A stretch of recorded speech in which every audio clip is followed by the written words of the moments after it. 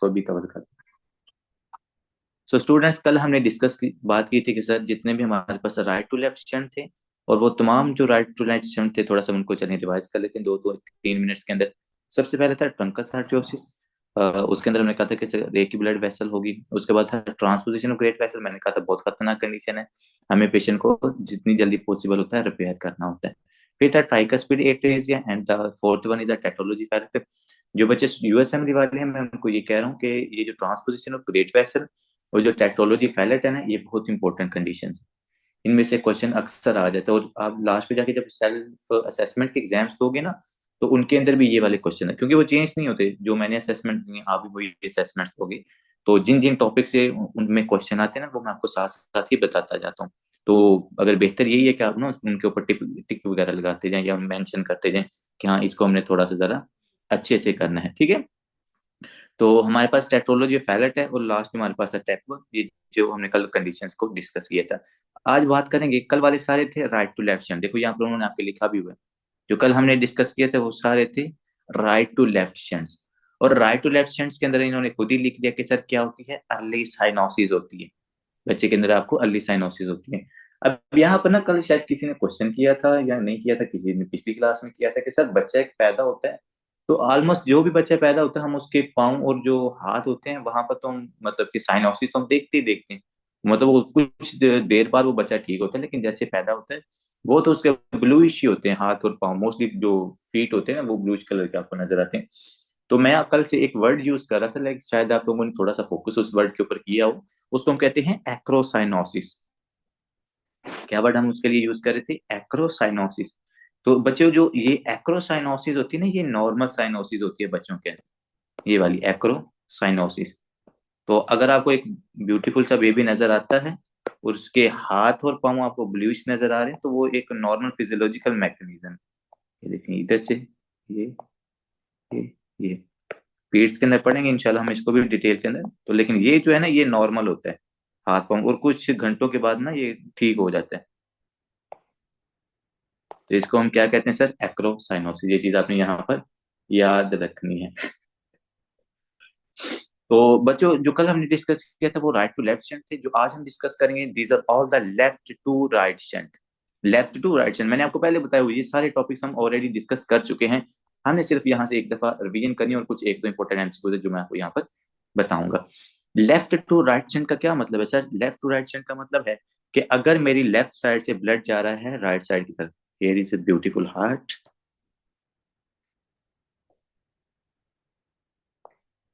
ठीक है जी। तो ये हो गया left atrium, here is your right atrium, here is your right ventricle, here is your left ventricle, ठीक है जी। तो कल हमने बात की थी कि सर जो आपके पास राइट साइड की तरफ होता है इट्स ऑलवेज कार्बोनेटेड ब्लड, या जिसको हम कहते हैं डीऑक्सीजनेटेड ब्लड। और जो हमारे पास लेफ्ट साइड की तरफ होता है जिसको हम क्या कहते हैं सर, ऑक्सीजनेटेड ब्लड। तो यहाँ पर हमारे पास ऑक्सीजनेटेड ब्लड है। कल जितने भी हमने स्टैंड्स पढ़े थे, these are all the almost all the stands are right to left, ठीक है जी। तो वो तमाम स्टैंड्स के अंदर हमें राइट टू लेफ्ट स्टैंड नजर आता है इस तरह। और आज जो हम शंट करेंगे, और देखें आप कार्बन डाइऑक्साइड वाला अगर ऑक्सीजन में ब्लड मिक्स होगा तो उसकी वजह से आपको साइनोसिस नजर आती है। आज जो हम डिस्कस करेंगे ये वाले शंट्स होंगे हमारे पास लेफ्ट से लेफ्ट टू राइट। अब बच्चे अगर लेफ्ट टू राइट हो रहे हैं, इसका मतलब है कि सर जो ऑक्सीजनेटेड ब्लड है वो डी ऑक्सीजनेटेड ब्लड के अंदर क्या हो रहा है, मिक्सअप हो रहा है। और अगर oxygenated blood D oxygenated blood के अंदर मिक्सअप हो रहा है, इसका मतलब ये है कि पेशेंट के अंदर साइनोसिस नहीं होगी। साइनोसिस कब डेवलप करती है, डेवलप इसके अंदर भी होती है, लेट साइनोसिस होती है। लेकिन कब होती है वो मैं आपको आगे जाके एक सिंड्रोम है उसको डिस्कस करेंगे, और इसके साथ हम ये वाली साइनोसिस को डिस्कस कर लेंगे, ठीक है। मेन चीज जो आपने याद रखनी, लेट्स सपोज यहाँ पर वीएसडी क्रिएट होता है, या यहाँ पर सॉरी एएसडी, यहाँ पर वीएसडी क्रिएट होता है, तो ब्लड लेफ्ट से राइट साइड की तरफ जाएगा ना। तो ऑक्सीजनेटेड डी ऑक्सीजनेटेड ब्लड में मिक्स होता है, और वो ब्लड हमारे पास लंग्स में जाता है, और लंग्स से दोबारा ऑक्सीजनेट होकर आपके लेफ्ट एट्रियम और लेफ्ट वेंट्रिकल की तरफ आ जाता है। तो इस तरह हमें एक फर्क तो ये पड़ता है, तो आपकी जो मतलब कि कार्डिक आउटपुट है वो थोड़ी सी कम हो जाती है। और दूसरा ये है कि जो आपके राइट वेंट्रिकल का वॉल्यूम है वो थोड़ा सा क्या हो जाता है, इंक्रीज हो जाता है, क्योंकि लेफ्ट से राइट साइड की तरफ ब्लड आ रहा है ना। तो जिस साइड की तरफ राइट वेंट्रिकल में ज्यादा ब्लड जा रहा है, तो एक चीज आपने हमेशा याद रखनी है, चाहे वो आपका लेफ्ट वेंट्रिकल है चाहे वो आपका राइट वेंट्रिकल है, कोई भी पैथोलॉजिकल कंडीशन है, जैसे कि हमने लेफ्ट वेंट्रिकल के अंदर डिस्कस किया था आयोटिक रिगर्गिटेशन। आयोटिक रिगर्गिटेशन की वजह से हमारे पास लेफ्ट वेंट्रिकल का जो वॉल्यूम था वो क्या हो रहा था सर, इंक्रीज हो रहा था। और इसी तरह अगर मैं कहूं कि आपके लेफ्ट वेंट्रिकल से राइट वेंट्रिकल की तरफ ब्लड जा रहा है, तो इसकी वजह से, इस वीएसडी की वजह से भी आपके जो राइट वेंट्रिकल का वॉल्यूम है वो क्या हो रहा है, वो इंक्रीज हो रहा है। तो आया कि चाहे वो आपका लेफ्ट वेंट्रिकल है चाहे वो आपका राइट वेंट्रिकल है, अगर उसका वॉल्यूम इंक्रीज हो रहा है और उसको ज्यादा देर तक ज्यादा वॉल्यूम को पुश करना पड़ रहा है, तो उसकी वजह से वो आपका लेफ्ट वेंट्रिकल या आपका राइट वेंट्रिकल किसकी तरफ जा सकता है, हार्ट फेलियर की तरफ जा सकता है। ये कंडीशन आपने जरूर याद रखनी है, क्योंकि आपके हार्ट बेचारे को ज्यादा काम करना पड़ रहा है। तो जब वो ज्यादा काम करता है तो it can lead towards the heart failure. वो लेफ्ट हार्ट फेलियर भी हो सकता है, वो राइट हार्ट फेलियर भी हो सकता है, वो डिपेंड करता है वो कौन सी कंडीशन है। वॉल्यूम ओवरलोड जब भी होगा ना आपके हार्ट के अंदर, it can lead towards the heart failure. ये कंडीशन आपने याद रखनी है। और ये इस तरह भी नहीं होता कि 2 दिन अयोटिक रिगर्गिटेशन हुई या 2 दिन वीएसडी हुई तो पेशेंट का हार्ट फेल होगा, नहीं भैया। It takes long time, let's suppose मतलब कि 2 साल से या 3 साल से एक ही कंडीशन है, ज्यादा आपके हार्ट को पंप करना पड़ रहा है, तो फिर वो जाके आपके पास से हार्ट फेलियर की तरफ जा सकते हैं। ठीक है, तो ये थोड़ी सी बातें आपने यहाँ पर याद रखनी है। नेक्स्ट आते हैं कि sir left to right shunts, कि हमारे पास जितने भी लेफ्ट टू राइट शंट है उसमें सबसे पहला जो शंट है that is a VSD, ventricular septal defect. दूसरे नंबर पर हम डिस्कस करेंगे एएसडी को, एट्रियल सेप्टल डिफेक्ट। तीसरे नंबर पर हम डिस्कस करेंगे patent ductus arteriosus, and one of the most important topic है in USMLE and as well as in other exams. और लास्ट पे है आपका एजनमिंगर सिंड्रोम। ये वो सिंड्रोम है जिसकी वजह से पेशेंट के अंदर ना साइनोसिस डेवलप होती है लेफ्ट टू राइट शंट की वजह से भी। ठीक, अब सबसे पहले सर आते हैं कि लेफ्ट टू राइट शंट का क्या मतलब है। वो कह रहे हैं ना ए साइनोटिक एट प्रेजेंटेशन, मतलब कि जैसे बच्चा आपके पास पैदा हो उस टाइम पे तो वो ए साइनोटिक होता है। साइनोसिस इसका ये मतलब नहीं कि उसमें साइनोसिस होती नहीं है। साइनोसिस में अक्कर ईयर्स लेटर के, काफी सालों बाद पेशेंट के अंदर है जो साइनोसिस है वो डेवलप होती है। वो कैसे डेवलप होती है मैं थोड़ी देर बाद आपको एक्सप्लेन करता हूँ। लेफ्ट टू राइट शंट के अंदर जो सबसे मोस्ट कॉमन है वो कौन सा है जी, वो आपके पास है ventricular septal defect. Second most common कौन सा है जी, वीएसडी।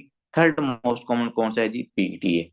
अब देखो जो एनआरई की हद तक है ना, तो वो इसी तरह के एमसीक्यूज आते हैं, मोस्ट कॉमन कौन सा है, सेकंड मोस्ट कॉमन कौन सा है, क्योंकि यहाँ पर ना वन लाइनर क्वेश्चन आते हैं एनआरई के अंदर, तो वो मोस्टली इस तरह की चीजों को ना पूछ लेते हैं। तो आपने यहाँ पर छोटी छोटी चीजों का ख्याल करना है।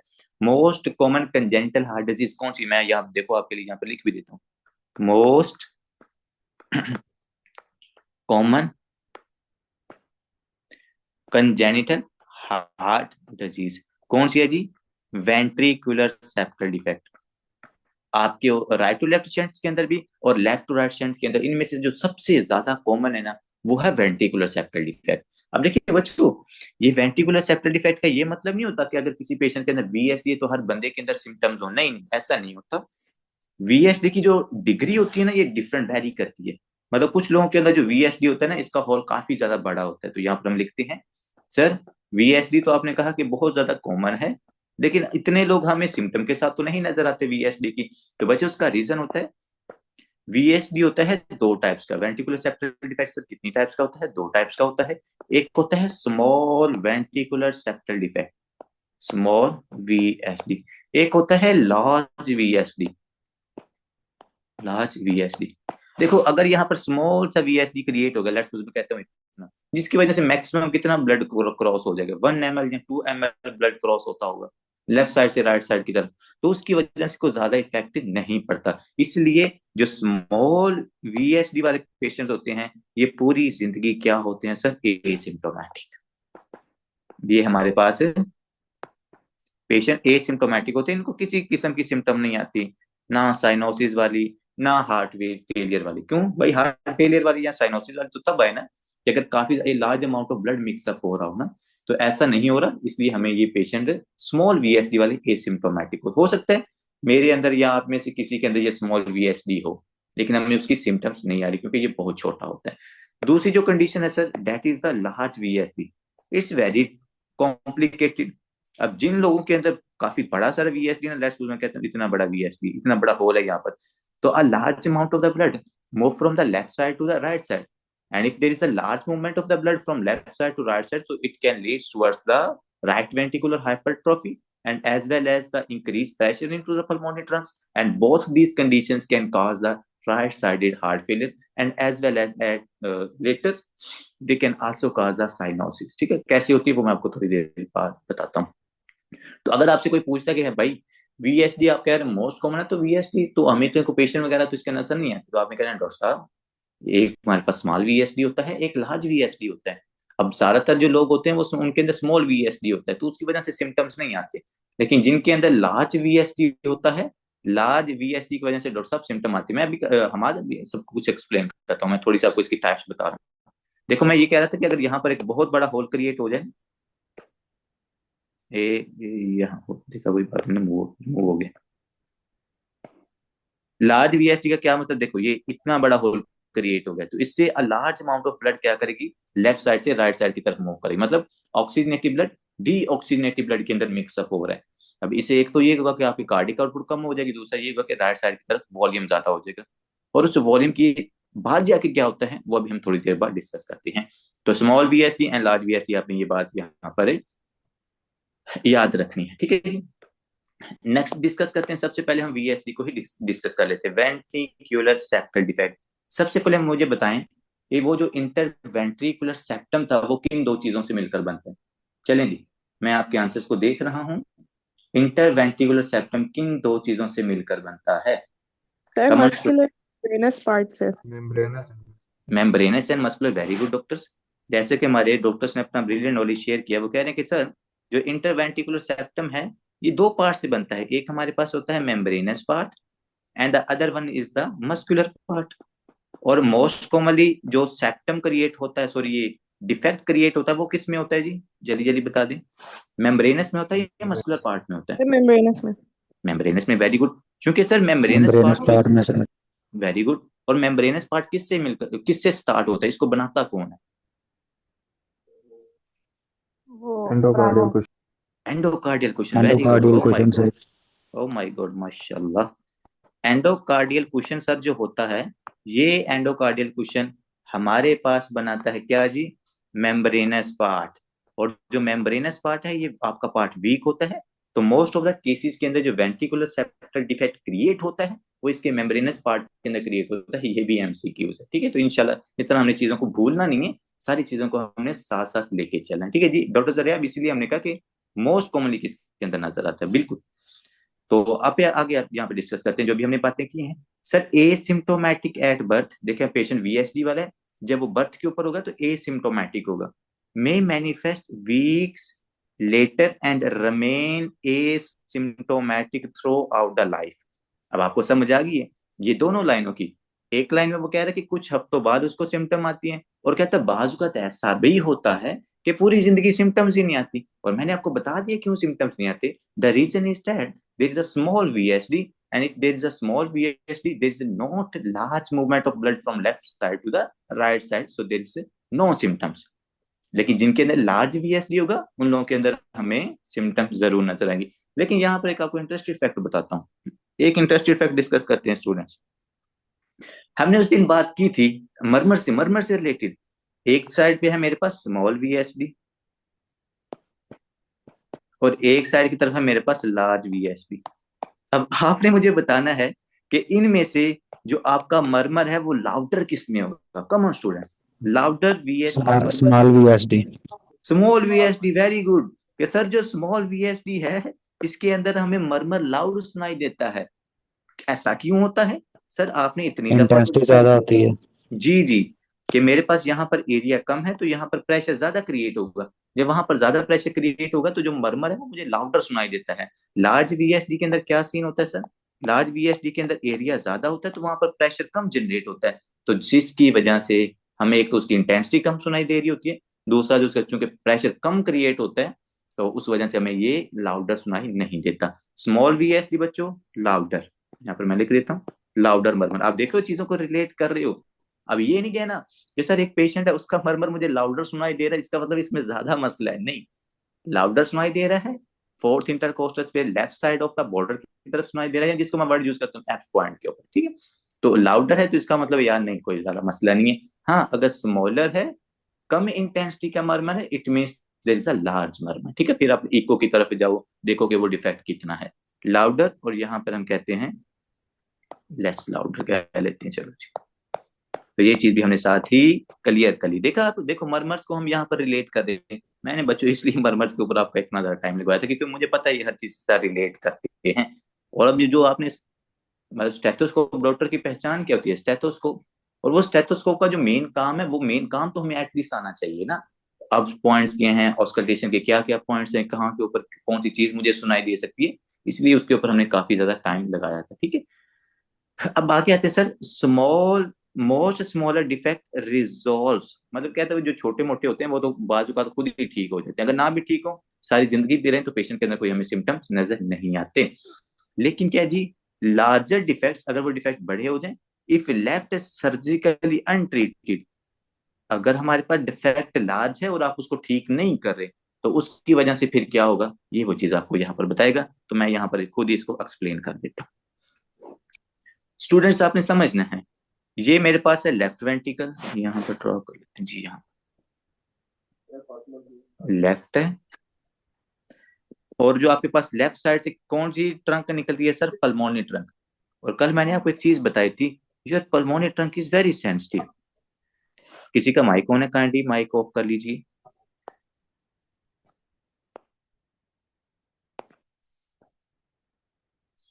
अब बात जरा आपने समझनी है, बात बड़े काम की बताने लगा मैं आपको, जो इंशाल्लाह हमारे पूरे आज के टॉपिक्स में ना सिर्फ एक ही नई बात है जो हम अभी डिस्कस करने लगे। अब भाईजान आपने ना जरा कंसेप्ट समझना है, ये आपका है राइट एट्रियम, ये है लेफ्ट एट्रियम, ये मेरे पास क्या है राइट वेंट्रिकल, ये है आपका लेफ्ट वेंट्रिकल। अब इस पेशेंट को प्रॉब्लम क्या है सर, प्रॉब्लम है यहाँ पर वीएसडी क्रिएट हुआ, अभी आप नोटिस करो, ये वेंट्रिकुलर सेप्टल डिफेक्ट क्रिएट हुआ। वीएसडी की वजह से जो ब्लड है वो लेफ्ट साइड से किसकी तरफ जाएगा सर, राइट साइड की तरफ जाएगा। अब आपके राइट वेंट्रिकल में क्या आ रहा है सर, ज्यादा ब्लड आ रहा है, तो इसको हम रेड से मेंशन करते हैं। राइट वेंट्रिकल में जो रेड कलर का नजर आ रहा है ये मतलब ऑक्सीजनेटिव ब्लड है, जो ब्लू कलर का नजर आ रहा है ये मतलब डी ऑक्सीजनेटिव ब्लड है। चलिए हम साथ ये भी मसला हल कर लेते हैं। देखिए लेफ्ट से राइट की तरफ क्या है, ज्यादा ब्लड आ रहा है, इसका मतलब सर ये है कि मेरे सबसे पहली बात तो ये हुई कि आपके राइट वेंट्रिकल को के अंदर जो वॉल्यूम है वो वॉल्यूम इंक्रीज है, तो हम यहाँ पर लिख लेते हैं साथ, राइट वेंट्रिकल का जो वॉल्यूम है वो इंक्रीज है। अगर इसका वॉल्यूम इंक्रीज है तो राइट वेंट्रिकल को क्या करना पड़ेगा, मैंने आपको बताया था प्रेशर वॉल्यूम लूप के अंदर कि अगर वॉल्यूम इंक्रीज होगा तो प्रेशर भी इंक्रीज होगा। तो यहाँ पर वॉल्यूम इंक्रीज होने की वजह से हमारे पास राइट वेंट्रिकल का जो प्रेशर होता है वो भी इंक्रीज होता है। जैसे हमने स्टार्लिंग कर्व के अंदर भी पढ़ा था, क्या कहती थी स्टार्लिंग कर्व सर, वो ये कर्व ये कहती थी कि अगर आप लेफ्ट वेंट्रिकल या राइट वेंट्रिकल्स की वॉल्स के ऊपर ज्यादा टेंशन क्रिएट करोगे तो वो और ज्यादा जोर से क्या होंगी, कॉन्ट्रैक्ट होंगे। ठीक है, मतलब जितना वॉल्यूम होगा वो उस हिसाब से अपना प्रेशर जनरेट करेंगी। राइट वेंट्रिकल के अंदर चूंकि वॉल्यूम ज्यादा हो रहा है, क्योंकि लेफ्ट साइड से भी तो ब्लड इसके अंदर आ रहा है ना, तो आपके राइट वेंट्रिकल को ज्यादा जोर से पुश करना पड़ता है। और जब ये ज्यादा जोर से ब्लड को पुश करेगा किसके अंदर सर, पल्मोनरी ट्रंक के अंदर, यहाँ पर पल्मोनरी ट्रंक के अंदर। अब ना अक्सर मेरे से ना स्टूडेंट क्वेश्चन पूछते हैं कि सर राइट वेंट्रिकल कॉन्ट्रैक्ट कर रहा है तो ब्लड हमारे पास लेफ्ट वेंट्रिकल की तरफ भी तो जा सकता है। फिर मैं उनको कहता हूँ बच्ची नहीं जा सकता, अभी नहीं जाएगा, जरा थोड़ा सा टाइम दें। वो टाइम क्या है, हमने एक नॉर्मल प्रेशर आपको पढ़ाया था मैंने उस दिन कि सर जो लेफ्ट वेंट्रिकल में नॉर्मल प्रेशर होता है वो 120/12 होता है, if I am not wrong. उसके बाद हमने कहा था कि सर राइट एटीएम के अंदर कोई लेस देन 5 होता है, इसी तरह 25/5 इसके अंदर होता है, राइट वेंट्रिकल में इसी तरह कोई 25 आई थिंक 8 होता है आपकी पल्मोनरी ट्रंक के अंदर। अब चूंकि राइट वेंट्रिकल से लेफ्ट वेंट्रिकल की तरफ अभी बैक फ्लो नहीं करेगा, अगर आप दोनों में प्रेशर का डिफरेंस देखो ना तो यहाँ पर 25/5 है और यहाँ पर 125/12 है, तो मतलब आपके लेफ्ट वेंट्रिकल का स्टिल प्रेशर बहुत ज्यादा इंक्रीज है। तो राइट वेंट्रिकल से इतनी ज्यादा बैक शंट नहीं जाता ब्लड आपके राइट वेंट्रिकल से लेफ्ट वेंट्रिकल की तरफ। राइट वेंट्रिकल को ब्लड कहाँ पर भेजना ज्यादा आसान है भाई, पल्मोनरी ट्रंक के अंदर, क्योंकि पल्मोनरी ट्रंक में 25 है, ये क्या करेगा 25 से थोड़ा सा इंक्रीज करेगा तो पल्मोनरी ट्रंक में अपना ब्लड भेज लेगा। लेकिन चूंकि आपके राइट वेंट्रिकल के पहला तो जो क्वेश्चन था वो यहाँ पर सॉल्व हो गया कि राइट वेंट्रिकल से अभी लेफ्ट वेंट्रिकल स्टार्ट के अंदर साइनोसिस इसलिए नहीं हो रही क्योंकि राइट वेंट्रिकल का प्रेशर कम है स्टिल, चाहे ब्लड लेफ्ट वेंट्रिकल से राइट वेंट्रिकल में आ रहा है लेकिन लेफ्ट वेंट्रिकल का स्टिल जो प्रेशर है ना वो इंक्रीज है, तो इसलिए इतनी जल्दी हमारे पास राइट टू लेफ्ट शंट नहीं होगा अभी। स्टार्ट के अंदर अभी लेफ्ट टू राइट शंट की तरफ ही आपने जाना है। लेकिन देखो अब राइट वेंट्रिकल क्या कर रहा है, बार बार ब्लड को फेंक रहा है इस पल्मोनरी ट्रंक के अंदर। और कल हमने बात की थी कि जो आपकी पल्मोनरी ट्रंक होती है ये बड़ी सेंसिटिव होती है। ये कहती है मुझे तंग ना करो, ये इतना ब्लड मैं तो बियर ही नहीं कर सकती, तो आप मेरे अंदर इतना ज्यादा ब्लड क्यों फेंक रहे हो। यहाँ पर हम लिखते हैं sir pulmonary trunk, pulmonary trunk, pulmonary trunk को यहाँ पर हम इस तरह ड्रॉ भी आपको कर देता हूँ। अब नॉर्मल था उसके अंदर लेट्स सपोज मैं कहता हूँ कि 50 ml ब्लड जा रहा था पल्मोनरी ट्रंक के अंदर, ये वाली ऊपर वाली ना। अब लेफ्ट वेंट्रिकल से राइट वेंट्रिकल में ब्लड आ रहा है और राइट वेंट्रिकल से ज्यादा ब्लड जा रहा है पल्मोनरी ट्रंक के अंदर। जब आप कंटिन्यूसली कई साल तक क्या करते हो, इस पल्मोनरी ट्रंक के अंदर ज्यादा ब्लड फेंकते रहते हो, तो उसकी वजह से जो पल्मोनरी ट्रंक है ये अपने अंदर मॉडिफिकेशंस कर लेती है। इस पल्मोनरी ट्रंक के अंदर क्या, इसकी वॉल्स के अंदर चेंजेस आ जाती है, क्योंकि वो बार बार ज्यादा प्रेशर उसके ऊपर लग रहा है। वो चेंजेस क्या आती हैं, there is the fibrosis of the pulmonary wall. तो जो पल्मोनरी वॉल है भाईजान उसकी फाइब्रोसिस हो जाती है। क्यों फाइब्रोसिस हो रही है सर, कंटिन्यूसली ज्यादा प्रेशर उसके ऊपर लगने की वजह से, क्योंकि आप ज्यादा वॉल्यूम को राइट वेंट्रिकल से पल्मोनरी ट्रंक के अंदर फेंक रहे हो। तो जब कंटिन्यूसली इसके अंदर ज्यादा ब्लड मतलब ब्लड वॉल्यूम इसके वॉल्स के ऊपर लगता है ना, तो पल्मोनरी ट्रंक की क्या हो जाती है सर, फाइब्रोसिस, सैक्लेरोसिस। ये फाइब्रोसिस और सैक्लेरोसिस की वजह से अगर आप नोटिस करो, इसकी वॉल की जो थिकनेस है, जो हार्डनेस है, वो क्या हो जाती है, इंक्रीज हो जाती है। इसकी इलास्टिसिटी कम हो जाती है।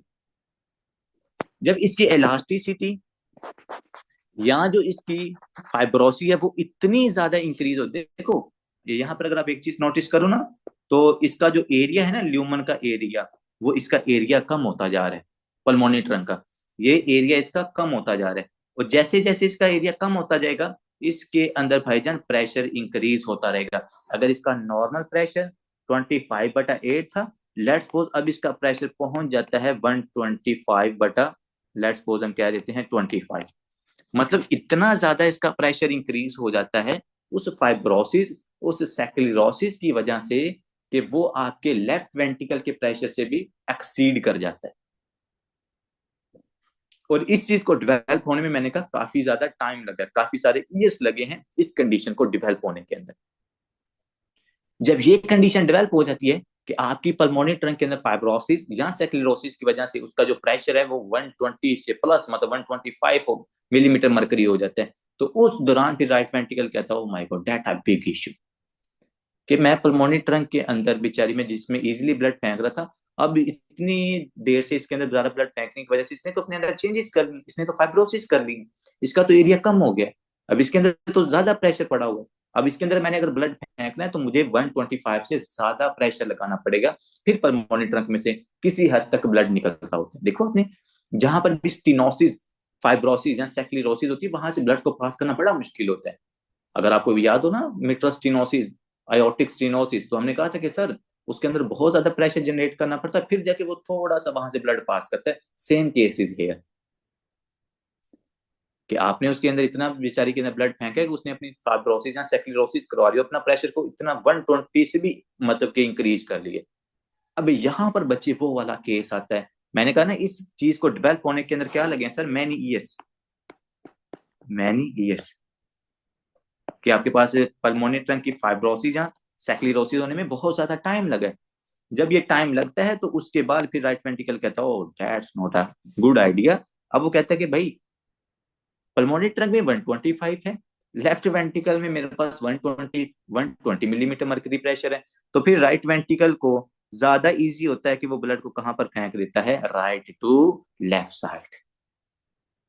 अब स्टार्ट के अंदर आप बात को पूरी समझे बच्चों, पूरी बात को आपने समझना है।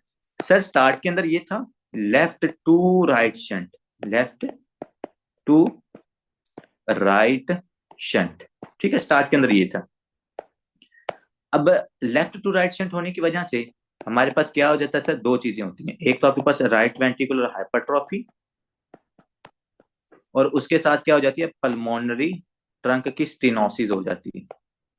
जब ये दोनों चीजें हो जाती हैं तो उसके बाद पल्मोनरी जो ट्रंक है उसका जो प्रेशर है वो ज्यादा इंक्रीज हो जाता है। अब आपका राइट वेंट्रिकल कहां पर ब्लड को फेंकता है, अब ये करेगा right to left shunt, right to left shunt. और जब ये राइट टू लेफ्ट शंट करेगा राइट साइड से डीऑक्सीनेटेड ब्लड वाला, और डीऑक्सीनेटेड ब्लड आपके ऑक्सीनेटेड ब्लड के अंदर मिक्स होगा, उस पेशेंट के अंदर फिर आपको क्या नजर आएगी? Cyanosis. That's why we use the word that's why we use the word, कौन सा वर्ड हमने यूज किया था? Late cyanosis.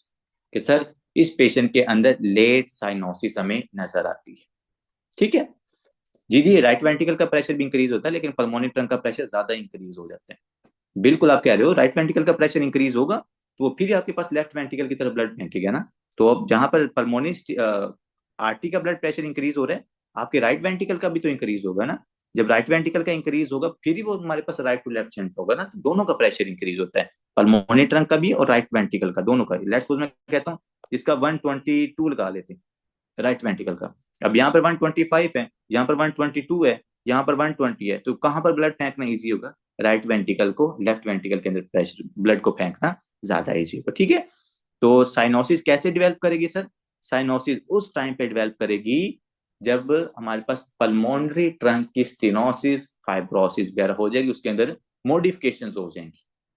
उसके बाद फिर राइट वेंट्रिकल कहेगा कि now it's easy for me to push blood towards the left ventricle as compare to the pulmonary trunk. और फिर जब राइट से लेफ्ट शंट होता है ना, तो डीऑक्सीजनेटेड ऑक्सीडेटिव में मिक्स होगा और फिर पेशेंट के अंदर आपको साइनोसिस नजर आती है। That's why we use the word of the later cyanosis, कि हमें सर जब लेफ्ट टू राइट शंट के अंदर लेटर साइनोसिस नजर आती है, अर्ली साइनोसिस नजर नहीं आती। लेटर कब नजर आएगी? जब ये सारी जो चेंजेस हैं आपकी पल्मोनरी ट्रंक के अंदर, राइट वेंट्रिकल के अंदर डेवलप होती हैं, उसके बाद फिर ये राइट टू लेफ्ट शंट होते हैं। ठीक है,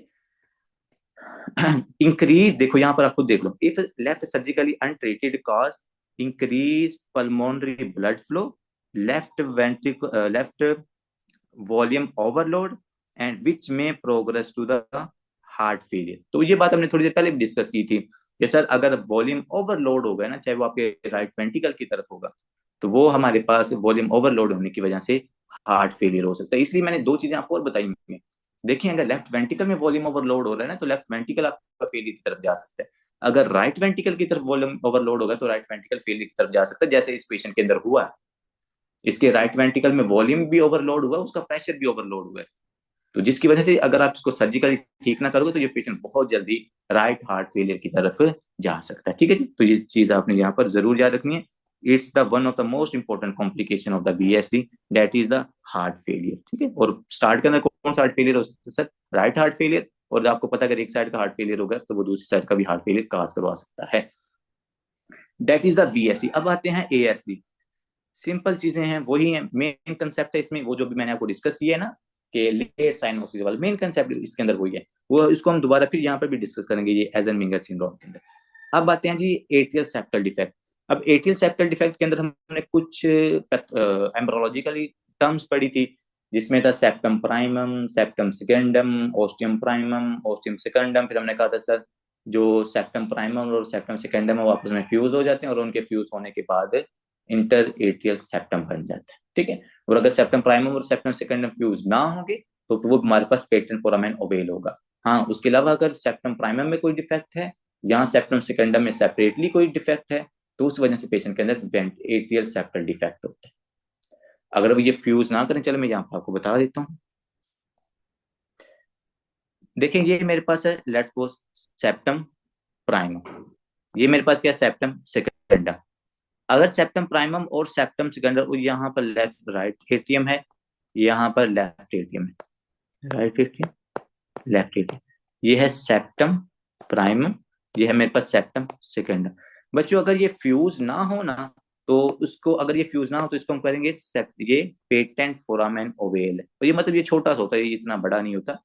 patent patent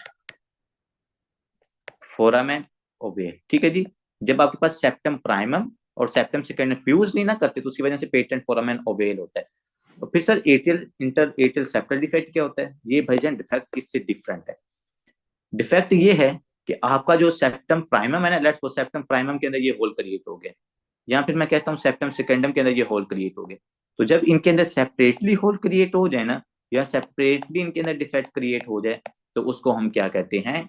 inter atrial septal defect या एटीएल सेप्टल डिफेक्ट। देखो ना, ये सेप्टम प्राइमम के अंदर होल है, ये सेप्टम सेकेंडम के अंदर होल है, और जब ये दोनों आपस में फ्यूज नहीं करते तो इसको हम, ये एएसडी है, ये पेटेंट फोरामेन ओवेल है, और ये भी मेरे पास क्या है, एएसडी। और याद रखना, जो पेटेंट फोरामेन ओवेल होता है ये काफी ज्यादा स्मॉल होता है, वो छोटा सा होता है, मतलब मैक्सिमम जिससे क्रॉस कर सकता है वो एम्बोलाई वगैरह क्रॉस करती है, एज इट कोई ब्लड के प्रेशर या वॉल्यूम्स के ऊपर इफेक्ट नहीं पड़ता इसकी वजह से।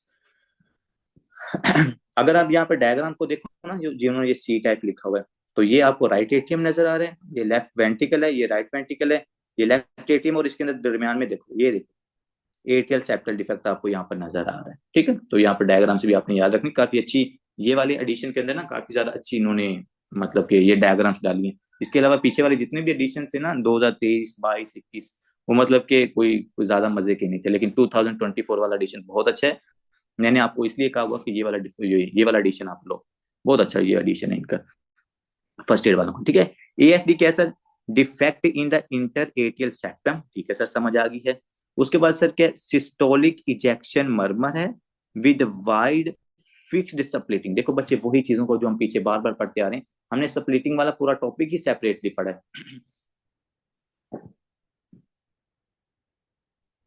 No no madam, no no no. तो यहाँ पर हमारे पास, जी जी जी, ये इस तरह नहीं, एएसडी अगर हमारे पास उस जो मतलब सेप्टम प्राइमम या सेप्टम सेकेंडम है उनके अंदर कोई होल क्रिएट हो रहा है ना, तो उसको एएसडी हम स्पेसिफिकली कहते हैं। पीएफओ विजिबल इन एएसडी, अगर दोनों चीजें एक ही टाइम पर हो गई तो फिर हमारे पास विजिबल होता है। डॉक्टर साहब, जो जो पेटेंट फॉर, यहाँ पर ना फोरामेन ओवेल जो होता है वो तो नॉर्मल कंडीशन है, पेटेंट का मतलब होता है एबनॉर्मल। तो अगर वो फोरामेन ओवेल क्लोज ना हो तो फिर हम उसको पेटेंट फोरामेन ओवेल कहते हैं। ठीक है, लेकिन ये स्मॉल होता है, ये इसका हमें ज्यादातर जो इफेक्ट नजर आता है ना, वो पेशेंट को जो एम्बोलाई वगैरह होती है ना तब नजर आता है। तो इसकी वजह से जैसे हमने नीचे कहा ना कि स्मॉल वीएसडी है, जैसे स्मॉल वीएसडी के अंदर आपको सिम्टम्स नहीं ना आते, एज इट हमारे पास पेटेंट फोरामेन ओवेल की वजह से भी सिम्टम्स नहीं आते, लेकिन इसकी वजह से पेशेंट रिस्क फैक्टर के ऊपर होता है कि उसको लाइफ के अंदर जाकर आगे पैराडॉक्सिकल एम्बोलाई हो सकती है। जी जी बिल्कुल बिल्कुल। तो यहाँ पर देखो, हमने उस दिन पढ़े थे जब आपको मैंने सप्लिटिंग पढ़ाई थी, तो मैंने कहा था कि जो फिक्स्ड सप्लिटिंग है वो आपको एएसडी के अंदर, देखो मैंने आपको एक चीज पहले भी बताई हुई है कि ये चीजों को हम बार बार पढ़ेंगे। फिजियो को पैथो में पढ़ोगे, पैथो को फार्मा में पढ़ोगे, फिर पैथो फिजियो पैथो फार्मा तीनों को हम मेडिसिन में पढ़ेंगे। तो इन सारी चीजें बार बार रिवाइज होकर फिर ये आपको भूलेंगी नहीं। तो यहाँ पर उन्होंने बता दिया फिक्स्ड सप्लिट S2, और हमने उस दिन जब सप्लिटिंग मैंने आपको कराई थी, तो फिक्स्ड सप्लिटिंग के अंदर मैंने ये पूरा एएसडी भी आपको वहां पर हमने डिटेल में डिस्कस किया हुआ था। ठीक है, अब आगे आते हैं कि सर इसमें स्प्लिटिंग कौन सी मिलती है, तो याद रखना ये इसके अंदर वाइड फिक्स्ड स्प्लिटिंग होती है। Ostium secundum defects most commonly and usually an isolated finding. बात आपने यहाँ पर डिस्कस कर रहा हूँ मैडम सहर और जरियाब, गौर कीजिएगा। जो मैं आपको बार बार कह रहा हूँ कि अगर सेप्टम सेकेंडम के अंदर या हमारे पास सेप्टम प्राइमम के अंदर या ओस्टियम प्राइम, यहाँ पर उन्होंने ओस्टियम का वर्ड यूज किया, अगर इनके अंदर डिफेक्ट क्रिएट होता है तो इसको फिर हम एएसडी कहेंगे। अगर ये फ्यूज नहीं हो रहे, जो आगे इन्होंने लिखा भी होगा कहीं पर कि अगर वो फ्यूज ना हो तो फिर पेटेंट फोरामेन ओवेल है। तो जो मोस्ट कॉमनली, जैसे हमने कहा था कि सर जो मेम्ब्रेनस पार्ट होता है ना वीएसटी का, वो मोस्ट कॉमनली इन्वॉल्व होता है। इसी तरह जो इसका ओस्टियम सेकेंडम होता है ना, ये मोस्ट कॉमनली इन्वॉल्व होता है। ठीक है, ostium secundum defects most commonly and usually an isolated finding, कि अगर हमारे पास ओस्टियम सेकेंडम के अंदर कोई मसला आ रहा है ना, तो मतलब कि मोस्ट ऑफ द केसेस के अंदर ये सिर्फ पेशेंट के अंदर ओस्टियम सेकेंडम मतलब वीएसडी होगा और कोई कार्डियोलॉजिकल प्रॉब्लम नहीं होगी। लेकिन अगर किसी पेशेंट के अंदर ओस्टियम प्राइमम का डिफेक्ट होता है, जो कि उन्होंने कहा रेयर है, तो इस पेशेंट के साथ हमें और भी कार्डियोलॉजिकल फाइंडिंग्स मिलती हैं and usually occur with other cardiac anomalies. अगर हमारे पास सर ओस्टियम प्राइमम के अंदर डिफेक्ट नजर आ रहा है तो इस पेशेंट के अंदर हमें और भी कार्डियोलॉजिकल एबनॉर्मलिटी नजर आएंगे। लेट्स सपोज एक पेशेंट उसको वीएसडी भी है, उसको पीडीए है, तो फिर उस पेशेंट के अंदर जो ओस्टियम प्राइमम है ना उसके अंदर डिफेक्ट नजर आएगा। लेकिन अगर ओस्टियम सेकेंडम के अंदर डिफेक्ट है और पेशेंट को वीएसडी हो रहा है, तो वो सिर्फ हमारे पास आइसोलेटेड होगा, सिर्फ वो पेशेंट के अंदर ना मतलब वीएसडी होगा और कोई कार्डियोलॉजिकल प्रॉब्लम इस पेशेंट में नहीं होगी। ठीक है, नेक्स्ट आते हैं सर सिम्टम्स क्या हो सकती हैं। Symptom range from none to heart failure. देखा, वही बात आ गई कि यहाँ तो हमारे पास अगर स्मॉल है या पेशेंट के पेटेंट फोरामेन ओवेल है तो नन है, कोई सिम्टम नहीं आएगी। लेकिन अगर हमारे पास वीएसडी और वो सेप्टम या ओस्टियम सेकेंडम के अंदर वीएसडी है, तो उस पेशेंट के अंदर आपको हार्ट फेलियर भी हो सकता है। तो इसकी रीजन आपको समझ में आती है। देखो ये मेरे पास है sir right atrium and here is the left atrium, right atrium and left atrium. अगर आप नोटिस करो कि यहाँ पर अगर लार्ज एएसडी क्रिएट हो जाएगा, तो क्योंकि हमें पता है लेफ्ट एट्रियम में ज्यादा प्रेशर होता है, कितना प्रेशर होता है, अब समझ आ रही कि वो क्यों प्रेशर याद रखना इंपॉर्टेंट था। राइट एट्रियम में तो 5 है, इधर 12 है, तो यहाँ पर ज्यादा ब्लड फ्लो करता है। अगर ये होल ज्यादा क्रिएट होगा, अगर स्मॉल होगा तो कितना ब्लड मूव करेगा, ज्यादा मूव नहीं करेगा, जैसे पेटेंट फोरामेन ओवेल में होता है। तो यहाँ पर sir a large amount of blood move from the left side to the right side, तो आपके जो राइट एट्रियम है इसमें ज्यादा ब्लड आएगा। जब राइट एट्रियम में ज्यादा ब्लड आएगा तो जाहिर बात है राइट वेंट्रिकल में भी ज्यादा ब्लड आएगा। तो मैंने आपको इसीलिए ऑलरेडी बता दिया, वो देखो राइट वेंट्रिकल में ज्यादा ब्लड जाएगा तो आपकी पल्मोनरी ट्रंक में ज्यादा ब्लड जाएगा, और अगर ये ज्यादा देर तक जाता रहेगा ब्लड इस पेशेंट के पल्मोनरी ट्रंक में, तो इसमें भी वो सेम केस हो सकता है। यहाँ पर भी सेम केस हो सकता है कि हमारे पास पल्मोनी स्टेनोसिस हो जाए, फिर राइट वेंट्रिकल इसके अंदर ब्लड ना फेंक रहा हो, फिर वो हो सकता है वो पीछे बैक शंट ही कर दे, वो राइट वेंट्रिकल जो है ना वो लेफ्ट एटीएम राइट एटीएम में ब्लड फेंकना शुरू कर दे। क्यों? क्योंकि पल्मोनी ट्रंक के अंदर प्रेशर बहुत ज्यादा क्रिएट हो जाता है। तो यहाँ पर दो चीजें हैं, एक तो पल्मोनी स्टेनोसिस है, और दूसरा सर यहाँ पर हमारे पास पेशेंट के अंदर क्या चीज नजर आ रही है, वॉल्यूम ओवरलोड। और जब वॉल्यूम ओवरलोड होता है तो क्या होता है पेशेंट के अंदर सर, हार्ट फेलियर की तरफ पेशेंट आपका जाता है। ठीक है, अब यहाँ पर बच्चे कह रहे होंगे सर इधर से आपने कहा जो लेट साइनोसिस है वो यहाँ पर कैसे लेट साइनोसिस हो सकती है? भाई हो सकती है, क्यों नहीं हो सकती। देखो ये है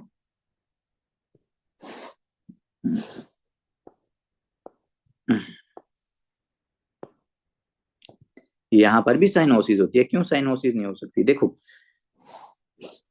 ये हमारे पास है एएसडी, ठीक है। अब यहाँ पर 12-12 प्रेशर है, यहाँ पर हमारे पास, यहाँ पर ज्यादा आसानी से साइनोसिस हो सकती है। यहाँ पर 12 है, यहाँ पर हमारे पास 5 है, और ये मेरे पास है राइट वेंट्रिकल, ठीक है। अब देखें यहाँ से ब्लड मूव कर रहा है किसकी तरफ, लेफ्ट टू राइट साइड की तरफ, ठीक है। अब जब राइट साइड की तरफ ज्यादा ब्लड जा रहा है और आपके राइट वेंट्रिकल में भी ज्यादा ब्लड आ रहा है, तो राइट वेंट्रिकल की क्या हो जाएगी, लेट्स मैं कहता हूँ इसकी हाइपरट्रॉफी हो जाएगी, क्योंकि इसके अंदर ज्यादा ब्लड आ रहा है, इसका वॉल्यूम ओवरलोड हो रहा है, इसको ज्यादा प्रेशर, मतलब ज्यादा प्रेशर से ब्लड को यहाँ से ना पुश आउट करना पड़ रहा है आउटसाइड की तरफ। जब इसको पुश आउट करना पड़ रहा है तो एट द एंड 3-4 साल बाद क्या होता है, उसकी पल्मोनरी ट्रंक में स्टेनोसिस हो जाती है।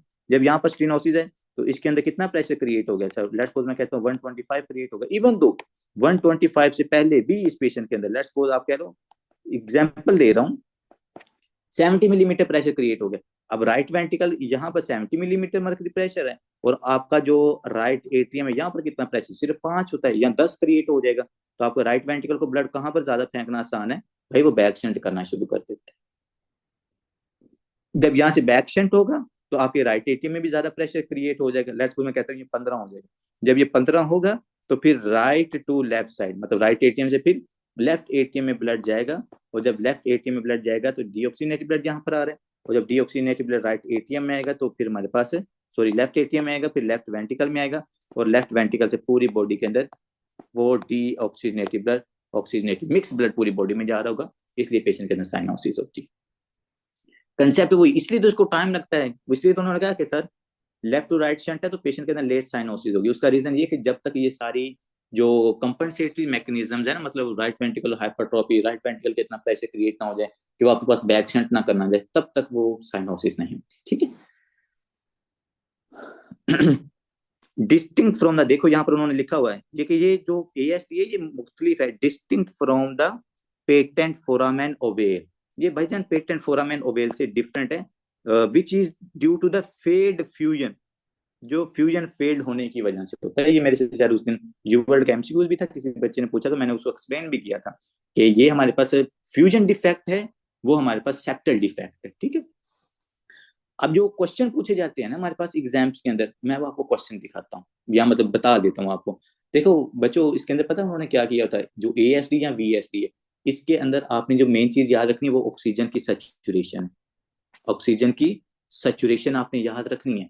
आपको वो देते हैं डायग्राम, जैसे ये डायग्राम दी हुई है ना, नोटिस करना आपने, इस डायग्राम के अंदर लिखा होगा कि स्पीड वेना केवा के अंदर ऑक्सीजन का पार्शियल प्रेशर लेट्स सपोज है 50, और हमारे पास राइट एट्रियम के अंदर पार्शियल प्रेशर कितना है 50।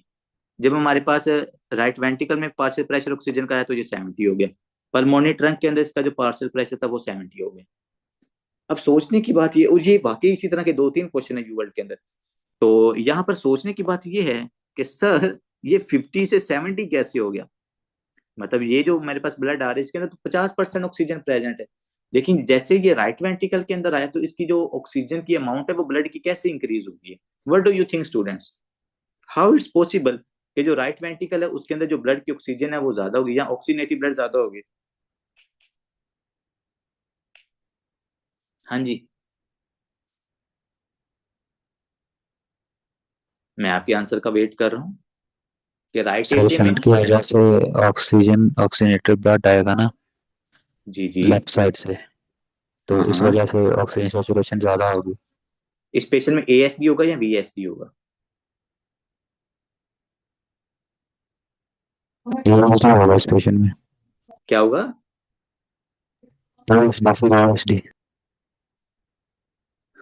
एएसडी नहीं है, सबने एएसडी लिखा हुआ देखो। अगर एएसडी होता ना तो यहाँ पे जहाँ पे 50 मैंने लिखा है ना वो वहीं पर उसका ऑक्सीजन का पार्शियल प्रेशर इंक्रीज हो जाना था। ये अगर 70 हो रहा है इसका मतलब है कि यहाँ पर मिक्सिंग हो रही है, वेंट्रिकुलर सेप्टल डिफेक्ट है इस पेशेंट को, तो यहाँ पर आपका ऑक्सीजन का प्रेशर इंक्रीज हो रहा है। देखो यही तो चीज हमने पढ़ी हुई है, लेकिन थोड़ा सा मैंने उसको न्यूमेरिकल किया है तो बच्चे थोड़े से परेशान हो गए, लेकिन हमने बिल्कुल परेशान नहीं होना।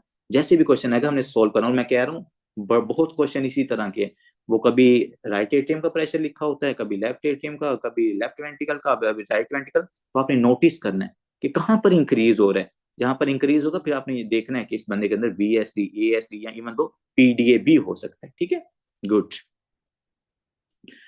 इस यही चीज उसने यहाँ पर बता रहे, तो ये तो इंशाल्लाह हमने साथ साथ नोटिस करना है कि क्वेश्चन पूछा कैसे जाता है। वैसे तो ये बुक के ऊपर भी लिखा हुआ, कोई मसला नहीं है।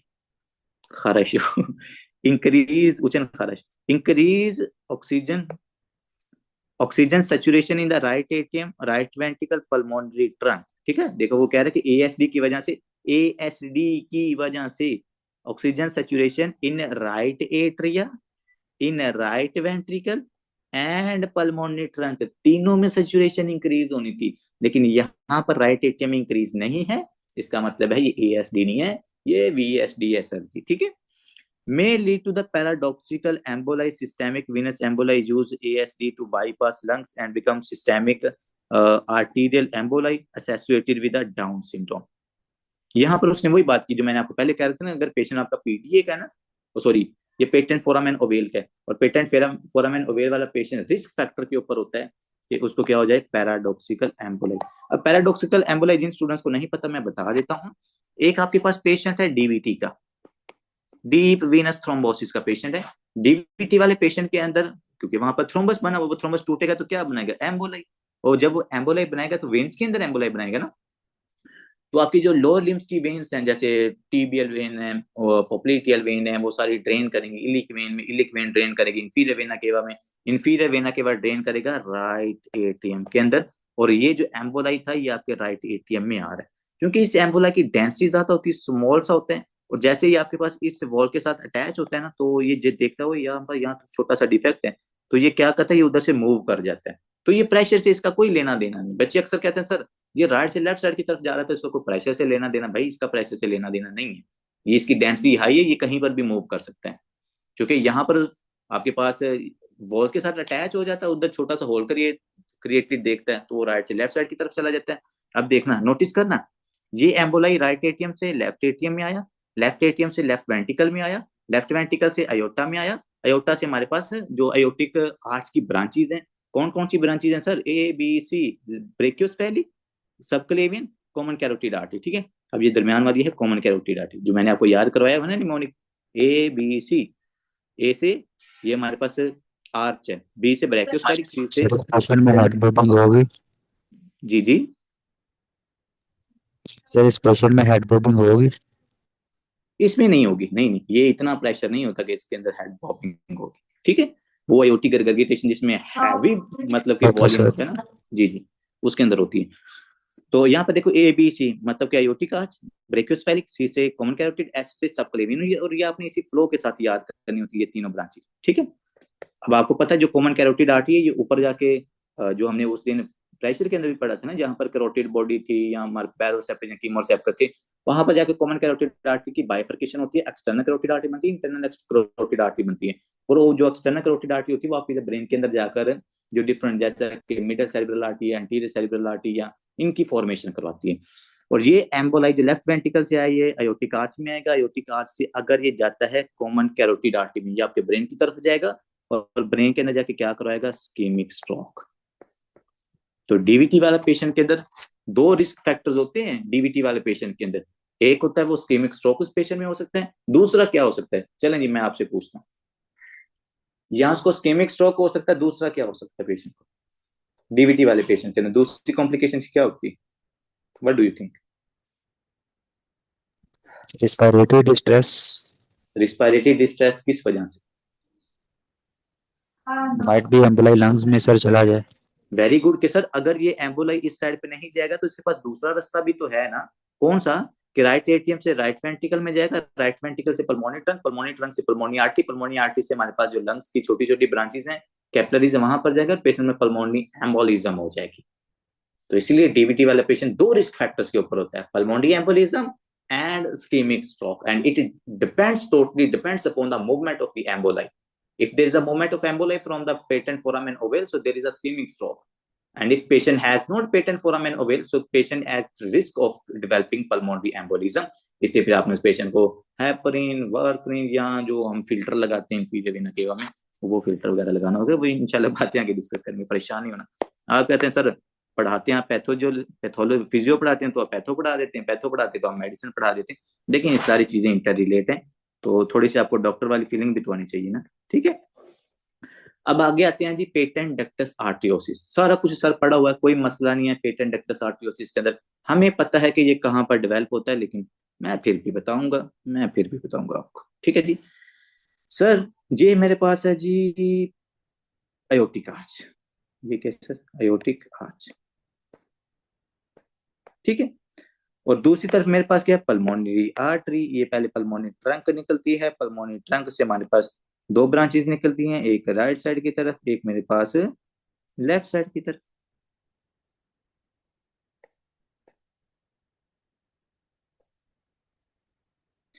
अब बच्चों आपने नोटिस करना है कि ये जो डक्टस आर्ट्रियोसिस थी, डक्टस आर्ट्रियोसिस, ये किस किस के दरमियान में, ये पल्मोनरी आर्टरी और ये आपके अयोटा के दरमियान है।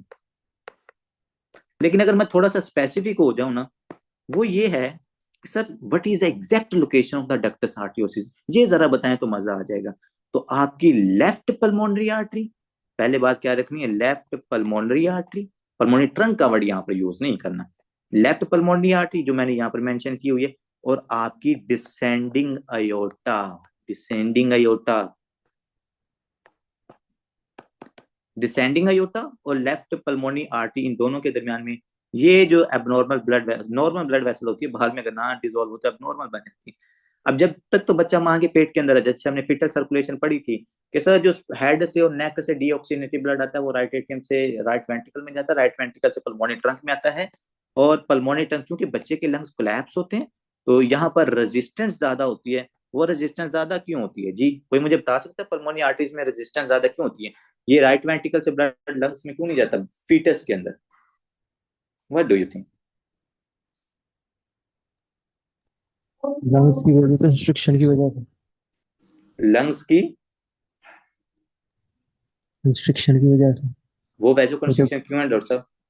बिफोर बर्थ उसके वो लंग नहीं ना काम करते, वो बाद में hypoxic blood vasoconstriction sir. Pressure that है इज ये sir. Exact, yes yes yes very good, that is exact answer कि सर क्योंकि बच्चे के जो लंग्स है, सबने अच्छा आंसर दिया है मिल मिला के कि सर जो बच्चे के लंग्स होते हैं वो लंग्स कोलैप्स होते हैं, और वो कोलैप्स क्यों होते हैं, क्योंकि जो पल्मोनरी आर्टरीज होती हैं, पल्मोनरी आर्टरीज के अंदर होती है वैजो कंस्ट्रिक्शन, वैजो कंस्ट्रिक्शन होती है। और वो वैजो कंस्ट्रिक्शन क्यों होती है, बिकॉज ऑफ द हाइपोक्सिया, क्योंकि हमने कहा हुआ सर उस दिन हमने जब आपने रेगुलेशन ऑटो रेगुलेशन पढ़ाई थी तो आपने बताया है कि जब पूरी बॉडी के अंदर हाइपोक्सिया होता है तो कंपनसेटरी ऑटो रेगुलेशन वैसोडाइलेशन होती है, लेकिन जो हमारे लंग्स की ब्लड वेसल्स हैं जब यहाँ पर हाइपोक्सिया होता है तो वैसो कंस्ट्रिक्शन होती है। अब बच्चा माँ के पेट के अंदर है, उसके लंग्स के अंदर ऑक्सीजन तो जा नहीं रही, उसकी ब्लड वेसल्स कंस्ट्रिक्ट है, वो कंस्ट्रिक्शन की वजह से रेजिस्टेंस ज्यादा है, तो इसलिए ब्लड आपके पास पल्मोनरी आर्टरी से लंग्स की तरफ नहीं जाता। तो उसके लिए कोई अल्टरनेटिव पाथवे तो होना चाहिए, वो अल्टरनेटिव पाथवे नेचर ने क्या किया कि यहाँ पर एक नॉर्मल ब्लड वेसल लगा दी, जो आपकी लेफ्ट पल्मोनरी आर्टरी से ब्लड को उठा के डिसेंडिंग एयोर्टा में फेंक देगी। अब हमें कोई मसला नहीं है कि ये सीन चलता रहता है बच्चे के अंदर। लेकिन जैसे बच्चा पैदा होता है ना, तो पैदा होने के बाद चूंकि उसके लंग्स ऑक्सीजन को इनहेल करते हैं, वो वैजो ये हाइपोक्सिया कंडीशन खत्म होती है, वैजो डायलेशन हो जाती है। अब ये जो ब्लड है ना, ये क्या करना शुरू कर देगा, आपके लंग्स की तरफ मूव करना शुरू कर देगा, तो ऑक्सीजनेशन होना शुरू हो जाएगी बच्चे के लंग्स के अंदर। उस टाइम पे फिर हमें सर इस डक्टस आर्टियोसिस की जरूरत नहीं होती। हमने कहा था सर नॉर्मली तो क्या होता है कि 24 to 72 आवर्स के अंदर अंदर ये जो डक्टस आर्टियोसिस है ना, ये खत्म हो जाती है। डक्टस आर्टियोसिस ये खत्म हो जाती है। लेकिन अगर किसी पेशेंट के अंदर, किसी बच्चे के अंदर 72 इवन मतलब 5 डेज के बाद ये क्लोज नहीं ना होती, फिर हम उसको कहेंगे that is the patent, that is the abnormal ductus आर्टियोसिस। कि सर ये जो है ना, ये नॉर्मल डक्टस आर्टियोसिस नहीं है, ये अब एबनॉर्मल हो चुकी है। क्यों एबनॉर्मल हो चुकी है? क्योंकि सर अब इस बच्चे के जो लंग्स है वो नॉर्मली काम कर रहे हैं, हमें इस चीज की जरूरत नहीं है। तो इसको अब नॉर्मली डिसॉल्व होना चाहिए था, क्योंकि प्रोस्टाग्लैंडिन प्लेसेंटा की वजह से कम हो चुके थे। लेकिन अगर क्लोज नहीं है तो still continuous, that means that it's called the patent ductus आर्टियोसिस। और आपको एक मजे की बात बताऊं,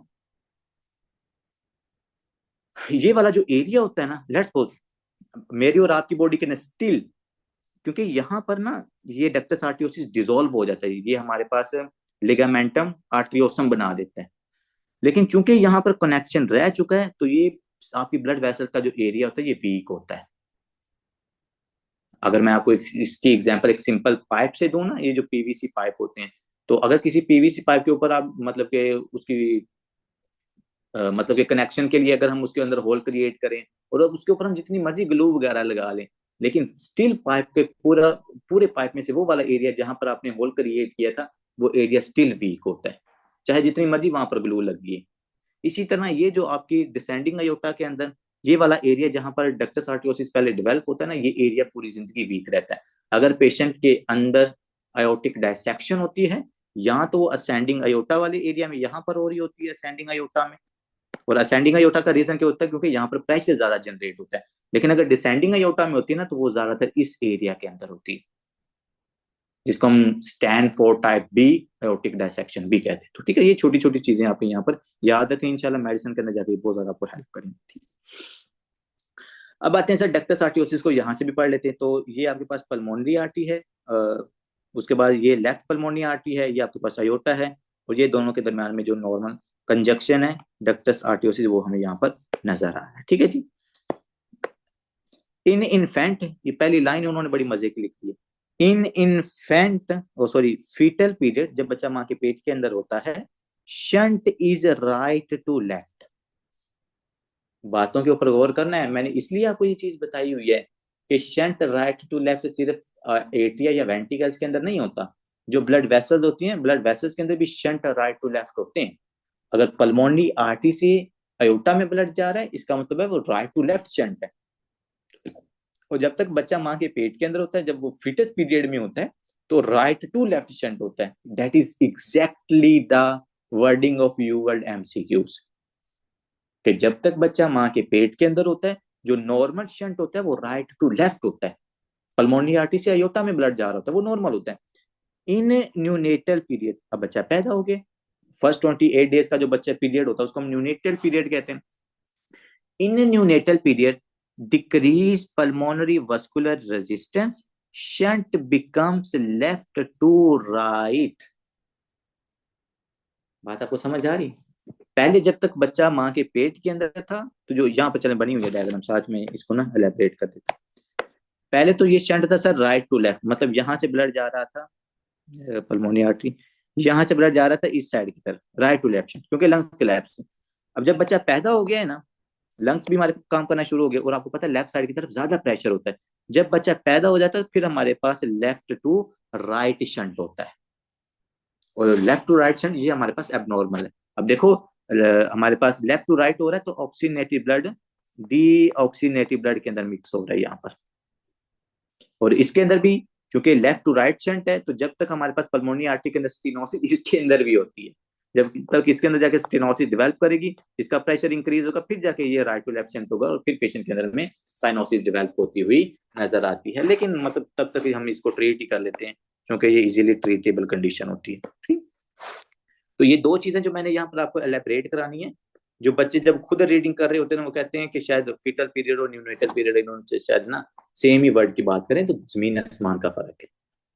फीटल पीरियड के अंदर देखो कौन सा शंट है, राइट टू लेफ्ट, और जब न्यूनेट होगा तो हमारे पास चूंकि पल्मोनी रेजिस्टेंस कम हो जाती है, अब लेफ्ट टू राइट शंट होगा पेशेंट के अंदर, ठीक है। Shunt become left to right progressive right ventricular hypertrophy and the left ventricular hypertrophy and heart failure.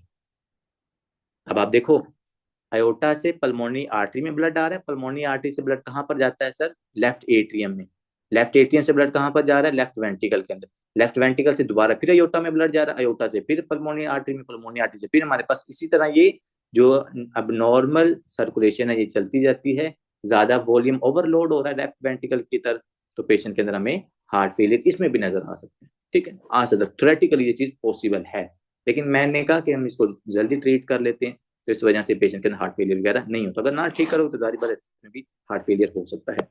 Next आते हैं सर, और क्या क्या चीजें यहाँ पर मिलती हैं, associated with a continuous machine like murmur, वही बात है, कोई नई बात नहीं है कि सर पीडीए के अंदर मशीन लाइक मरमर आता है। Patency is maintain by the prostaglandin, कि अगर चाहते हो किसी पेशेंट के अंदर पीडीए को मेंटेन करना चाहते हो ना, जैसे हमने दो कंडीशंस पढ़ी हैं, transposition of great vessels and tetralogy of Fallot के अंदर हमें जरूरत पड़ती है कि उस पेशेंट के अंदर हम क्या करें, ये डक्टस आर्टियोसिस को ओपन रखें, तो उस पेशेंट को फिर हम PGE2 प्रोस्टाग्लैंडिन PGE2 हम उसको एक्सोजीनियसली देते हैं, प्रोस्टाग्लैंडिन PGE2 आपने याद रखना, ये E2 ये हम ना उसको बाहर से देते हैं ताकि पीडी ओपन रहे, और टेट्रोलॉजी ऑफ फैलेट जो ट्रांसपोजिशन वाला पेशेंट है ना उसकी सिम्टम किसी हद तक ठीक रहे, ठीक है। Patency is maintain by prostaglandin and low oxygen tension, uncorrected PDA can eventually result in the late cyanosis in the lower extremities, differential cyanosis. Oh my god, sir PDA ऐसा पेशेंट होगा कि अगर इसके अंदर साइनोसिस डेवलप करेगी तो वो आपके पास लोअर एक्सट्रीमिटीज के अंदर साइनोसिस डेवलप करेगी। देखो रीजन ये है ना कि आपके पास कार्बन डाइऑक्साइड मिक्स हो रही है डिसेंडिंग अयोटा में, और डिसेंडिंग अयोटा से ब्लड आपके पास लोअर एक्सट्रीमिटीज के अंदर जाता है, तो अगर कहीं पर लिखा हो ना कि पेशेंट के अंदर साइनोसिस है, और वो जस्ट कौन सी साइनोसिस है, सिर्फ लोअर एक्सट्रीमिटीज के अंदर साइनोसिस है, इसका मतलब वो पेशेंट आपका पीडीए का हो सकता है।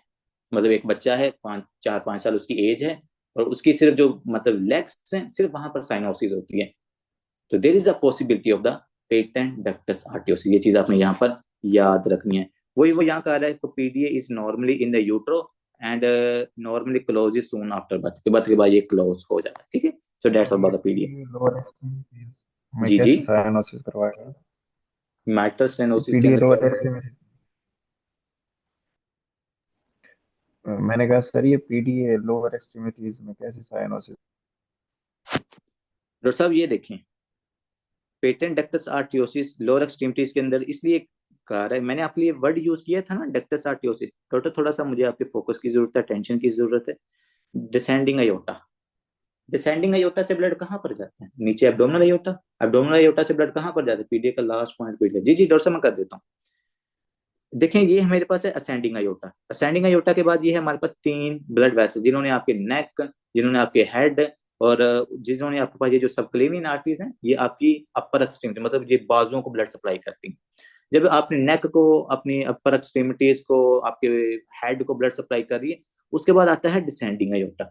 डिसेंडिंग अयोटा क्या करता है, आपकी मतलब कि लोअर एक्सट्रीमिटीज, आपका इसमें एब्डोमेन भी आ जाता है, आपके पास जो लोअर लेग्स है उनको ब्लड सप्लाई करता होता है नॉर्मली।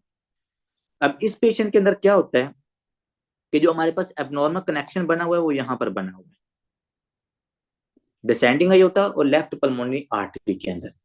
अब देखिए मैंने कहा कि नॉर्मली पता क्या हो रहा है, स्टार्ट के अंदर चूंकि लेफ्ट साइड की तरफ ज्यादा प्रेशर है तो ब्लड ऐसे जा रहा होता है, डिसेंडिंग अयोटा से पल्मोनरी आर्टरी में ब्लड आ रहा होता है, और जब पल्मोनरी आर्टरी में ज्यादा ब्लड आता है तो मैंने क्या कहा था कि सब जब इसमें ज्यादा ब्लड आता रहता है आता रहता है आता रहता है तो इसकी फाइब्रोसिस हो जाती है।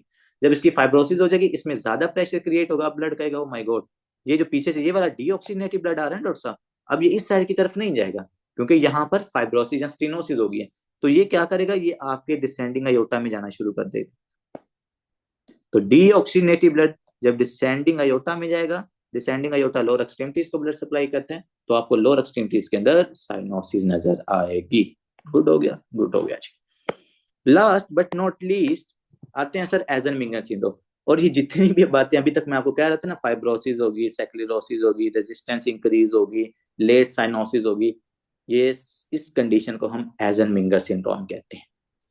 अगर आप एएसडी, वीएसडी या पीडीए के पेशेंट को ट्रीट नहीं करते, उस पेशेंट के अंदर एजन-मिंगर सिंड्रोम होता है, और इसी एजन-मिंगर सिंड्रोम की वजह से आपको साइनोसिस होती है। और एजन-मिंगर सिंड्रोम क्या है, जो मैंने आपको बात बताई थी कि रेजिस्टेंस अगर इंक्रीज हो जाए, फाइब्रोसिस हो जाए, सेक्लेरोसिस हो जाए अगर पल्मोनरी ट्रंक्स के, ठीक है। तो यहाँ पर भी वही सेम बातें लिखेगा जो मैं आपको ऑलरेडी बता चुका हूँ।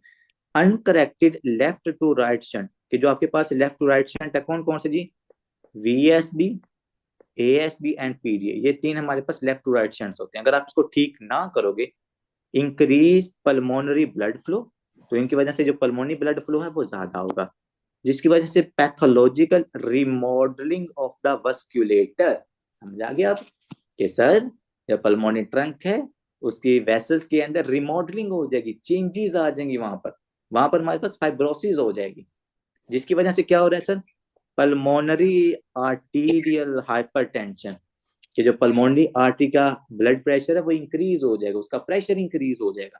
जब प्रेशर इंक्रीज होगा तो उसकी वजह से क्या हो रहा है, right ventricular hypertrophy occurs to compensate and the shunt becomes right to left। कब होगा सर, जब राइट वेंट्रिकल का प्रेशर जो है वो आपके लेफ्ट वेंट्रिकुलर प्रेशर से भी इंक्रीज हो जाएगा, ठीक है। और राइट वेंट्रिकल का प्रेशर कब इंक्रीज होगा, जब आपकी पल्मोनरी आर्टरी की स्टेनोसिस हो जाएगी। किसी का माइक होना, काइंडली माइक बंद कर लें। अब नेक्स्ट आते हैं कि सर ये चीज हमने आगे ऑलरेडी डिस्कस कर ली है, कॉजेज क्या क्या हो सकते हैं इस कंडीशन की वजह से। तो कॉजेज के अंदर वो सबसे पहले बताता है जी, पेशेंट के अंदर साइनोसिस, जैसा कि हमें पता है। दूसरा क्या जी, पेशेंट के अंदर आपको क्लबिंग नजर है, क्यों मुझे बता सकते हैं इस पेशेंट में क्लबिंग क्यों डेवलप हो रही।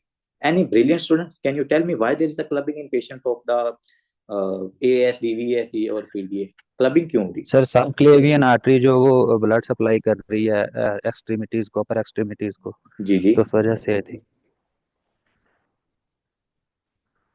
क्योंकि नहीं वो डीऑक्सीजनेटेड ब्लड उधर भी जाएगा ना। डॉक्टर साहब यहाँ पर क्लबिंग मतलब पीडीए की बात नहीं कर रहे हम, ये तीनों एएसडी, वीएसडी या पीडीए ना, इन तीनों के अंदर हमारे पास क्लबिंग हो सकती है पेशेंट के अंदर। तो बच्चों क्लबिंग ना एक बहुत मतलब पैथोलॉजिकली साइन है, जैसा कि आपको इडियोपैथिक पल्मोनरी फाइब्रोसिस में नजर आता है, आपको लंग के अंदर कोई कैंसर हो या कोई क्रॉनिक कंडीशन हो उस वजह से आपको क्लबिंग नजर आती है। पेशेंट के अंदर अगर ज्यादा देर तक अनीमिया रहे, क्लबिंग हो जाती है। पेशेंट के अंदर हार्ट फेलियर हो, क्लबिंग हो जाती है। क्लबिंग में असल ये होता है, मेरे पास अगर इसकी तस्वीर, हाँ कल मैंने पढ़ाया था, शायद तस्वीर इसकी पड़ी हो, ये देखो पड़ी हुई है, दैट इज अ क्लबिंग। तो ये मैं पल्मोनी फाइब्रोसिस कल पढ़ा रहा था, इडियोपैथिक पल्मोनी फाइब्रोसिस, उसके अंदर हमने ये डिस्कस किया था। देखिए इस पेशेंट के अंदर आप यहाँ पर ये होती है क्लबिंग, जब आपके पास एंगलिंग, आप दोनों अपनी जो ये नेल्स है ना इनको साथ ज्वाइन करो, अगर दरमियान के अंदर कोई आपको डिफरेंस नजर नहीं ना आता, बिल्कुल अगर ये साथ साथ हो जाए, कुछ हल्का सा भी नजर ना आए, इसका मतलब है क्लबिंग हो चुकी है आप पेशेंट्स को। और ये क्लबिंग का रीजन क्या होता है, इसका मेन रीजन है हाइपोक्सिया या लेस सर ये oxygen, clubbing is different from koilonychia या कोलोनिकिया that is is seen in anemia, या आयरन Lemmer-Vinson डेफिशिएंसी syndrome. नहीं है। और वो तो बच्ची आपके पास देखो, अगर ये नेल है ना, तो वो आपने पढ़ा होगा स्पून शेप ऐसे होता है, वो ऐसे वो नेल में होता है। ये आप देखो, ये नेल बेड के ऊपर ना यहाँ पर स्वेलिंग हुई हुई है, ये स्वेलिंग हुई हुई है, इस स्वेलिंग को हम क्लबिंग कहते हैं। ये स्वेलिंग क्यों होती है, क्योंकि यहाँ पर छोटी छोटी कैपिलरीज होती हैं, और उन कैपिलरीज के अंदर ना ब्लड सप्लाई कम जा रही है। लेट्स सपोज देखो लंग्स में अगर कोई प्रॉब्लम है तो आपके पास गैसियस एक्सचेंज नहीं होगा, गैसियस एक्सचेंज नहीं होगा तो आपके पास ऑक्सीजन की अमाउंट कम होगी। अगर ऑक्सीजन की अमाउंट कम होगी तो इस एरिया को, ये छोटी छोटी ब्लड वेसल्स हैं, इनको ब्लड सप्लाई कम मिलेगी। जब इनको ब्लड सप्लाई कम मिलेगी तो इस एरिया की क्या हो जाएगी, नेक्रोसिस होना शुरू हो जाएगी, यहाँ पर इन्फ्लामेशन होना शुरू हो जाती है, ठीक है। इसको हम क्लबिंग कहते हैं। और आपको पता है एएसडीवीएस पीडीए के अंदर क्या हो रहा है सर, ऑक्सीजन ही तो कंप्रोमाइज हो रही है, कार्बन डाइऑक्साइड ऑक्सीजन वाले ब्लड में मिक्स हो रही है, ऑक्सीजन कंप्रोमाइज हो रही है, इसलिए पेशेंट के अंदर क्लबिंग डेवलप होती है, ठीक है। नेक्स्ट जी, पॉलीसाइथीमिया इस पेशेंट में क्यों हो रहा है। हाँ जी जी doctor Sadqa, why there is polycythemia in ASD, VSD और patent ductus arteriosus. Why? Sir, to compensate the demand of oxygen. Doctor सदका ने कहा कि सर चूंकि इस पेशेंट के अंदर हमारे पास ऑक्सीजन या मैं कहता हूं कि ऑक्सीजनेटेड ब्लड कम है, ऑक्सीजनेटेड ब्लड कम है, क्योंकि हमने कहा था ना कि अगर लेफ्ट टू राइट शंट भी हो रहा है ना बच्चे, तो उसके अंदर भी आपकी कार्डिक आउटपुट कम हो रही है, तो ऑक्सीजनेटेड ब्लड कम हो रहा है। जब ऑक्सीजनेटेड ब्लड कम होता है तो आपकी किडनीज को भी ब्लड कम मिलता है। जब किडनीज को ब्लड कम मिलता है तो वो क्या बनाते हैं? एरिथ्रोपोएटिन। जो शायद उस दिन कोई बच्चा बता रहा था मुझे कि सर ये जो ई-पोएटिन के नाम से हम देते हैं, क्या वो एरिथ्रोपोएटिन ही होते हैं? जो हम अक्सर सीकेडी वाले पेशेंट जिनके क्रोनिक किडनी फेलियर होता है तो उनको हम ई-पोएटिन देते हैं। तो वाकई जो सीकेडी पेशेंट होते हैं उनकी एरिथ्रोपोएटिन नहीं सिंथेसिस करती किडनी, तो हम उनको बाहर से एरिथ्रोपोएटिन देते हैं। और एरिथ्रोपोएटिन क्या करवाती है सर? रेड ब्लड सेल्स की सिंथेसिस करवाती है। अब इस पेशेंट के अंदर ऑक्सीजनेटेड ब्लड कम है, किडनी को मैसेज जाएगा कि भाई लगता है रेड ब्लड सेल्स कम है, तो किडनी ज्यादा एरिथ्रोपोएटिन बनाएगी। एरिथ्रोपोएटिन ज्यादा बनाने की वजह से हमारे पास रेड ब्लड सेल्स की सिंथेसिस ज्यादा हो जाती है। तो रेड ब्लड सेल्स की सिंथेसिस अगर ज्यादा हो जाए, इस कंडीशन को हम क्या कहते हैं? पॉलीसाइथीमिया। कोई मुझे बता सकता है कि रेड ब्लड सेल तो ज्यादा हो रहे हैं, इसका तो हमें फायदा होना चाहिए, तो इसका हमें क्या नुकसान हो सकता है अगर रेड ब्लड सेल ज्यादा हो जाए या पॉलीसाइथीमिया हो जाए? तो इसकी वजह से सर विस्कोसिटी ज्यादा हो जाएगी, पेरिफेरल रेजिस्टेंस ज्यादा हो जाएगी। डॉक्टर साहब, डॉक्टर्स ऑन फायर। डॉक्टर्स कह रहे हैं कि sir it's not a good condition, हमारे पास ब्लड की विस्कोसिटी ज्यादा हो जाएगी। और ये हमने पढ़ा था विस्कोसिटी वाला कहाँ पर सर? ये हमने जब आपने वो resistance pressure volume loops resistance, जी उससे पहले वाला जहां पर हमने पढ़ा था ना पैरेलल और सीरीज, तो उसके साथ मैंने आपको विस्कोसिटी का कंसेप्ट दिया था। वही बातें आ रही हैं। देखो जितनी अच्छी फिजियो होगी उतनी अच्छी पैथ होगी, तो आप खुद देख रहे हो। तो विस्कोसिटी ज्यादा होगी, पेशेंट को क्या सिम्टम आएंगे सर? हेडेक, लाइट हेडेडनेस हर टाइम उस पेशेंट को रहती है। ठीक है जी, तो इस तरह हमने चीजों को रिलेट भी करना है, समझना भी है, और इंशाल्लाह हमारे मसले हल हो जाएंगे।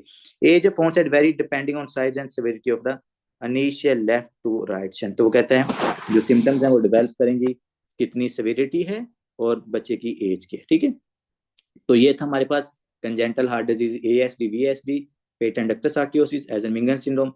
Hope so you really enjoy today lecture, and inshallah see you in next lecture. Okay ji, Allah Hafiz. If you have any question, Allah Hafiz, sir.